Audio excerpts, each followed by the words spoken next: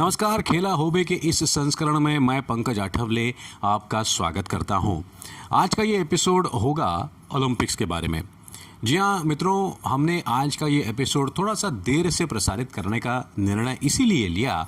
हम ये देखना चाहते थे, जानना चाहते थे कि क्या 8 अगस्त के टोक्यो ओलंपिक्स के समापन के बाद आज भी हम भारतीयों में ओलंपिक्स के बारे में कुछ बातें जहन में हैं या नहीं।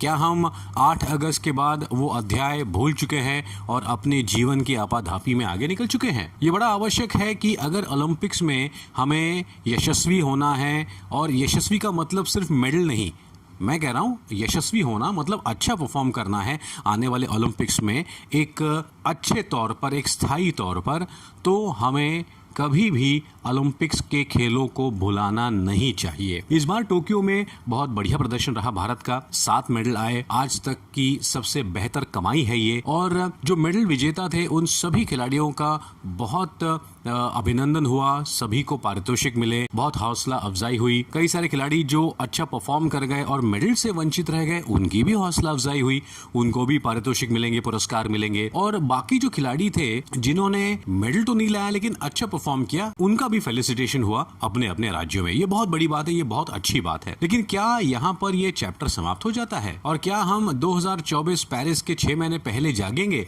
और फिर कहेंगे अरे अच्छा ओलंपिक्स है तो अभी हमको तो ओलंपिक्स में कुछ करना चाहिए, हमारे बच्चों को कुछ आगे करना चाहिए, हमें ये करना चाहिए, हमें वो करना चाहिए। 1980 का स्लोगन लेकर हम 2021 में हमारे बच्चों के ओलंपिक्स की तैयारी में जुटे हुए हैं। ये अच्छी बात नहीं है। एक बात बहुत बड़ी है और ये हमें माननी भी होगी कि पिछले 4-5 सालों से, यानी कि 2015-16 के आसपास से जो भारतीय सरकार है, इन्होंने खेलों को बहुत प्राधान्य दिया है, बहुत सपोर्ट दिया है, आर्थिक रूप से भी और हर तरह से भी। इसलिए आज आप देख रहे हैं कि भारतीय खिलाड़ियों का जो दर्जा है, जो परफॉर्मेंस है, वो बढ़ती जा रही है। हालांकि कई सारे हमारे सुनने वाले ये भी कहेंगे कि लो कर लो बात, वहाँ पर चाइना देखो, वहाँ पर अमेरिका देखो, वहाँ पर ये देखो, वहाँ पर वो देखो। अरे भाई, हमारा देश एक बहुत ही इंटरेस्टिंग सा देश है और इसी के बारे में आज हम चर्चा करेंगे। सबसे पहली बात यह है कि हम शॉर्ट टर्म प्लानिंग नहीं कर सकते। ओलंपिक की तैयारी या फिर किसी भी खेल की तैयारी ये जीवन की तरह लगातार चलती रहती है और यहाँ पर हमें लगातार खिलाड़ियों को बनाना है, उनका सपोर्ट करना है और उनको आगे की राह दिखाते रहना है, क्योंकि मनुष्य है आखिरकार, खिलाड़ी है, कब कहाँ कैसे परफॉर्म करेगा ये कहा नहीं जा सकता। और एक सबसे बड़ी दिक्कत हमारे देश में ये है कि हम हर चीज़ को, और ये बहुत दुर्भाग्यपूर्ण है कि हम जीवन के हर चीज़ को पैसे से या फिर रिटर्न से नापते हैं कि कितना वापस मिलेगा। गाड़ी की बात करें, कितना एवरेज देती है। प्यार की बात करें, मेरी शादी होगी, मुझे सुख मिलेगा, मुझे बच्चे मिलेंगे। नौकरी, मुझे पैसा कितना मिलेगा। काम और जो आपका मेन कार्य है उस पर हम ध्यान नहीं देते और इसीलिए हम थोड़ा सा पीछे रह जाते हैं। हम हमेशा अपने खिलाड़ियों की तुलना अमेरिका, रशिया, इंग्लैंड, ऑस्ट्रेलिया के खिलाड़ियों से करते हैं, लेकिन हम ये भूल जाते हैं कि हम अपने खिलाड़ियों पर ही इतना भार डालते हैं कि भाई आप पर 5 करोड़ रुपए खर्चे किए हैं, भाई मेडल नहीं लाए तो कैसे चलेगा। ये जो एटीट्यूड है ये बदलना होगा। आप खेल में जितना भी हो पैसा डालो, आप मेडल गारंटी नहीं कर सकते। और यहाँ क्या सिर्फ हम मेडल के लिए ही हमारे बच्चों को रेस का घोड़ा बना रहे हैं? बिल्कुल नहीं। हम खिलाड़ियों को आगे बढ़ा रहे हैं ताकि समाज को, देश को प्रेरित कर सके, हौसला दे सके। और जब कोरोना पैंडेमिक काल में जो हम घर बैठे सिसक रहे थे, ऐसे में ये हौसला अगर हमारे साथ आता है तब जाकर हम जीवन में आगे बढ़ सकते हैं। खेल एक ऐसी एक्टिविटी है जिसको हम नज़रअंदाज नहीं कर सकते। तो सबसे पहली बात है कि आप खिलाड़ियों को रेस के घोड़े की तरह देखना बंद करें और उन पर कितना पैसा लगाया है और उन्होंने कितने मेडल लाए, ये हिसाब किताब थोड़ा सा साइड में रखना चाहिए। दूसरी बात ऐसी है कि हम भारतीय बड़े होशियार होते हैं, बिना जानकारी के, बिना मालूमात के हम कुछ भी बिंदास्त बोल देते हैं। अब कमलप्रीत कौर डिस्कस थ्रोअर थी, अब वो डिस्कस थ्रो होता क्या है, क्या उसके नियम होते हैं, कैसे खेला जाता है, क्या वर्ल्ड रिकॉर्ड है, कुछ मालूम नहीं, बस बोल दिया अरे क्या कैसे छठी आई यार, क्या फ़ायदा। नीरज चोपड़ा अब वो गोल्ड मेडल लेकर आए, इसीलिए हमको ना पता है क्या जैवलिन थ्रो होता है, ना भाला फेंक क्या होता है।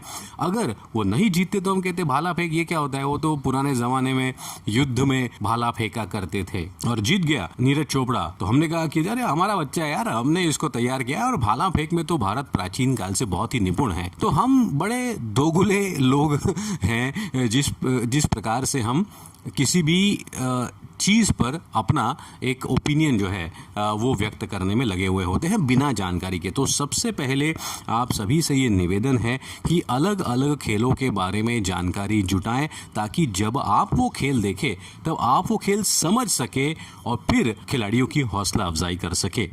तीसरी बात है कि हम ये हमेशा कहते हैं कि नीरज चोपड़ा जैसे खिलाड़ी देश को मिलने चाहिए, लेकिन वो बगल वाले के घर में पैदा हो, हमारे घर में पैदा ना हो। ये जो सबसे बड़ा प्रॉब्लम है हमारे देश का, इसीलिए खिलाड़ी आगे नहीं बढ़ पाते, क्योंकि उनको घर से सपोर्ट ही नहीं मिलता। ऐसा क्यों नहीं होता कि घर में जो बच्ची है, घर में जो बच्चे हैं, वो अपने माता पिता को खेलते हुए देखे और उनसे वो प्रेरित हो? क्यों ये बार बार कहानियां आती है बाहर कि हमारी हॉकी टीम की कुछ खिलाड़ी थी, बहुत गरीबी से वो आई हैं और बचपन में वो अपने पिता को खेलते हुए नहीं, अपनी माँ को मारते हुए देखते थे। क्या ये खेल हम हमारे बच्चों तक पहुंचाना चाहते हैं? बिल्कुल नहीं। आज हमारे बच्चों को ज़रूरत है हमारी, क्योंकि हमने उनको मोबाइल हैंडसेट के डिजिटल युग के जाल में फंसा दिया है। जब तक हमारे घर के बच्चे हमको खेलता हुआ ना देखे, तब तक उनको कहाँ से प्रेरणा मिलेगी कि भाई आप भी खेलो। आपके लिए, मेरे लिए ये बहुत आवश्यक है कि खेल को समझना है कि खेल में उम्र की कोई सीमा नहीं होती। आप कहेंगे कि अभी हम तो 40-50 साल के हो गए, हम कहाँ फुटबॉल खेले, हम कहाँ भाला फेंके। अरे मित्रों, मैं ये नहीं कहने को कह रहा हूँ। एक और चीज़ जो हमारे समाज में बहुत एक खराब मैं कहूँगा, वो ये कि हम अभ्यास ही नहीं करते। इस बार के ओलंपिक्स में skateboarding, beach volleyball, surfing, bouldering जैसे ऐसे खेल थे जो हम सब कर सकते हैं, लेकिन हमको पता ही नहीं है। स्केटबोर्डिंग में तो 13-13 साल के बच्चों ने गोल्ड मेडल जीता है। क्या हम नहीं चाहेंगे कि हम ज़्यादा से ज़्यादा नए खेलों को भी उपयोग में लाएं, उनको खेलें, ताकि वहाँ पर भी हमारा प्रतिनिधित्व जो है ये वो आगे बढ़ता जाए। बहुत अहम है कि आज हम हमारे बच्चों के साथ खेलें और हम नए नए खेल खेलें, ताकि बच्चे भी उनकी तरफ आकर्षित हो। एक और बड़ी विडंबना है हमारे समाज की कि हम एक चीज़ को लेकर इतना अटक जाते हैं, फंस जाते हैं, उसमें धंस जाते हैं कि उसमें से बाहर निकलना मुश्किल हो जाता है। हमें ये बहुत सालों से पढ़ाया गया है, बताया गया है और हमारे गले के नीचे उतारा गया है कि आप इंजीनियर हो तो इंजीनियर बन के रहो, आप डॉक्टर हो तो आप डॉक्टर हो, आप कारपेंटर हो तो आप कारपेंटर हो, आप आर्टिस्ट हो तो आर्टिस्ट हो।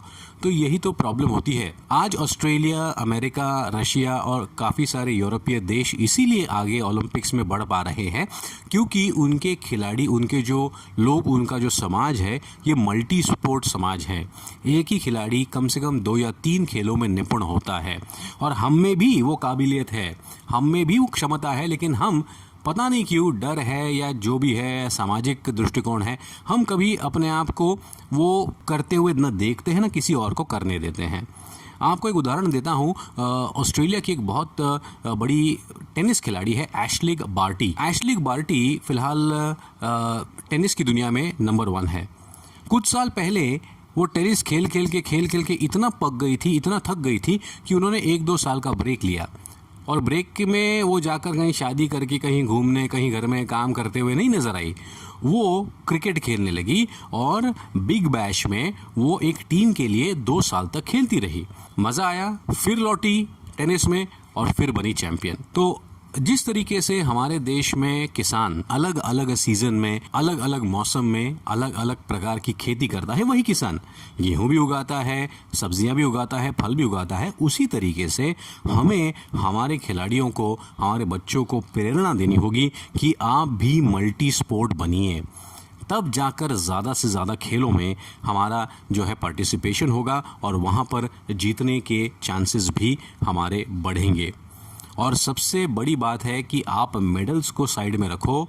अगर हम और आप खेलने लगे, हम और आप ज़्यादा से ज़्यादा लोगों को प्रेरणा देते रहे कि आप खेलिए, तो भारतवर्ष के समाज का हेल्थ पैरामीटर जो है ये अपने आप ही इम्प्रूव होने लगेगा।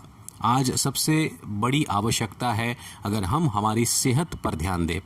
सेहत पर ध्यान देने के लिए खेल आवश्यक है। खेलेंगे तो आपकी मानसिक और शारीरिक शक्तियाँ बरकरार रहेंगी, अच्छी रहेंगी। हम कोरोना से भी लड़ पाएंगे, हम जीवन की सारी आपाधापियों से भी लड़ पाएंगे और साथ ही Olympics, Asian games, Commonwealth games जैसे खेलों में भी अच्छा कर पाएंगे। हमारे बच्चे वहाँ पर जीत पाएंगे। यही तो हम चाहते हैं, है कि नहीं? क्रिकेट एक बहुत बढ़िया खेल है और क्रिकेट को हमने बहुत कुछ दिया है। क्रिकेट में आज जिस तरीके से हमारे पास इतने सारे कम से कम 30-35 अच्छे खिलाड़ी हैं जो अंतर्राष्ट्रीय स्तर पर खेल सकते हैं। बाकी खेलों में भी हमें यही करना होगा कि भाई सिर्फ 1, 2 या 3 खिलाड़ी हमें बनाने नहीं हैं, हमें नीरज चोपड़ा जैसे कम से कम 10 और जैवलिन थ्रोअर बनाने हैं। हमारे पास कमलप्रीत कौर जैसी 10 और डिस्कस थ्रोअर होनी चाहिए। हमारे पास भवानी देवी जैसी और 10-15 तलवारबाज होनी चाहिए अंतर्राष्ट्रीय स्तर की। तब जाकर हम इन खेलों में अच्छा केवल न कर पाएंगे लेकिन जीत भी पाएंगे। अंत में आपको बता दें कि हमें ये समझना होगा कि ओलंपिक के खेलों के पीछे क्या मंशा है, क्या धारणा है। कहना है कि ईस्वी पूर्व ग्रीस में एक बहुत बड़ा राजा होकर गया जिसका नाम था लियोनाइडस। उसके देश पर, उनके प्रांतों पर पर्शिया के राजा ज़र्क्सिस ने आक्रमण किया। ज़र्क्सिस लाखों की फौज लेकर आया था, लियोनाइडस के पास थे केवल 300 योद्धा। लेकिन उन 300 योद्धाओं ने उन लाखों की सेनाओं को न केवल टक्कर दी, चने चबाए। हालांकि वो युद्ध हारे, लेकिन उन्होंने पर्शिया के इस आर्मी को पूरी तरह से जीतने नहीं दिया। तो मानना यह है कि ओलंपिक के खेलों में आना मतलब लियोनाइडस और उसके जो 300 योद्धा थे इनके पराक्रम की बराबरी करना होता है और वहां पर जीतना ये उससे एक स्टेप ऊपर चला गया। तो क्या हमने हमारे खिलाड़ियों की तरफ